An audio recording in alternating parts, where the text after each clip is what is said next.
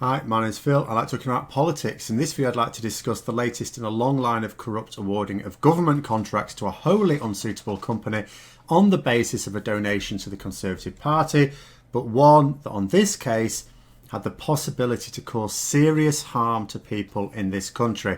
But first, if you'd like to be notified of daily news and politics, please subscribe to the channel and click the bell notification icon. So, this may well be what they call a segue. No, never mind. So at the end of the last video, I got onto the topic of spending a load of public money on entirely unsuitable companies for government contracts, and here we are with an especially egregious example. Now, as many may know, I'm not really a fan of using private companies for services, in particular in the public sector. It's inefficient for a couple of reasons, even if the company is good. If the company is good, you still have the situation where, one, the private company does everything that a publicly owned company would do, but there are profits which need to be made to reward shareholders and company owners. That is money, and it's a large chunk of the old money that in the public sector would be spent on reinvestment and or better pay for staff.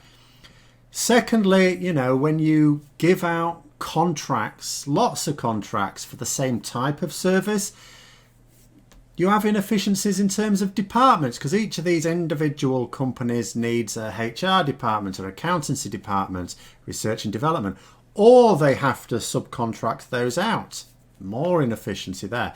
Whereas if you have a single large public provider, it can have its own central departments, large departments that all work in efficiently.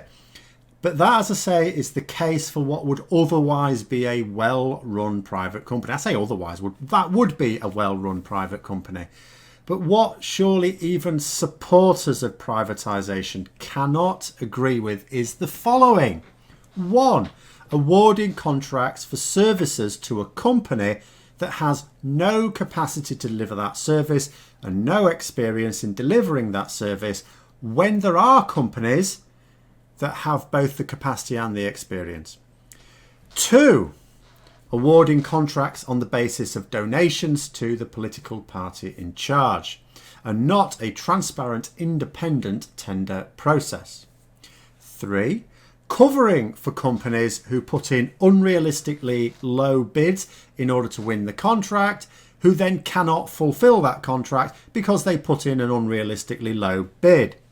And four, offering companies with close links to senior members of the government a contract without even letting it be known publicly that there was ever a contract going up for grabs in the first place. There can be no defence of any or all of that behaviour. And yet it was always bad under Conservative governments, but it's particularly rife under Boris Johnson. And during, under cover of coronavirus, it has been rampant, absolutely rampant. And the latest report is a little bit sickening, really, because coronavirus tests were being supplied by a company called Randox Laboratories that donated £160,000 to the Conservatives. Ooh, strike one. They were given the contract directly. No bidding process with other suitable companies. Strike two. The firm employs on £100,000 a year as an advisor a Conservative MP, Owen Paterson. Strike three. 3 levels of corruption, which in itself should have meant that they did not get any government contract unless it was awarded by a group of experts wholly independent of ministerial interference to avoid conflicts of interest.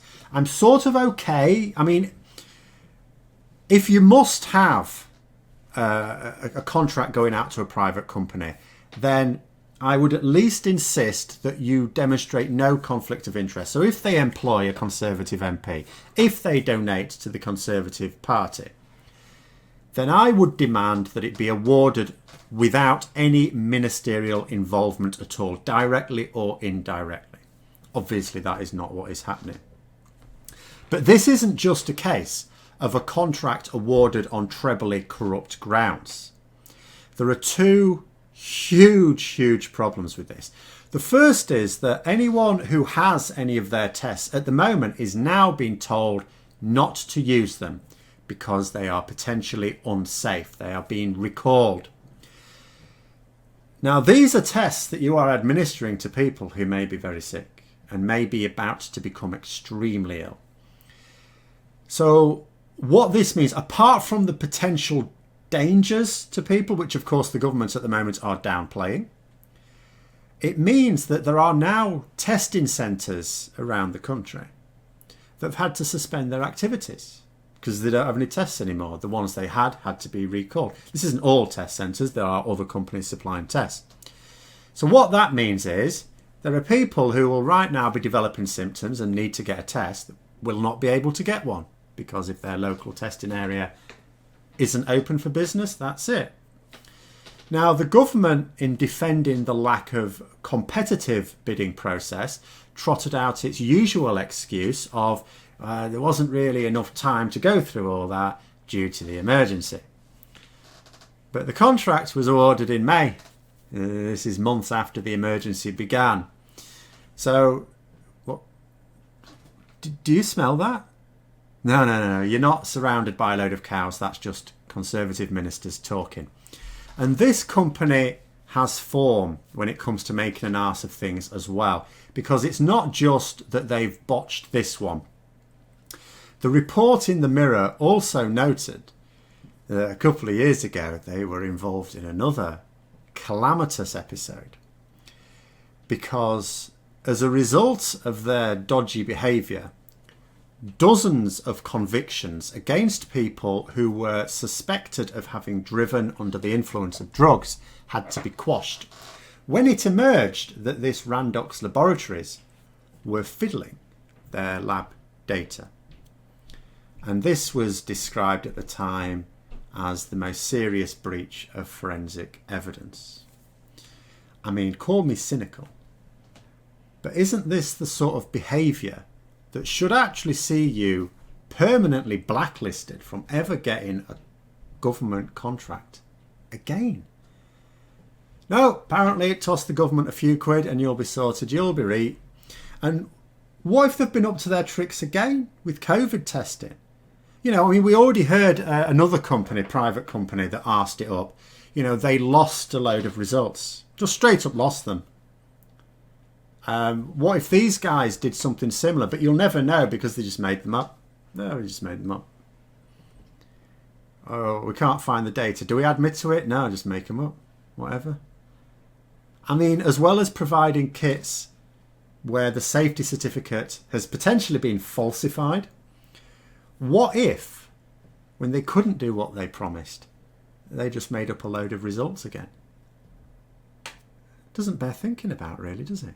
But there it is. That's the latest example. Let me know your thoughts in the comments below. I hope you find the video interesting. If you did, don't forget to click the like button. If you'd like to support the channel further, please also click the Patreon link for details. And until next time, I'll see you later.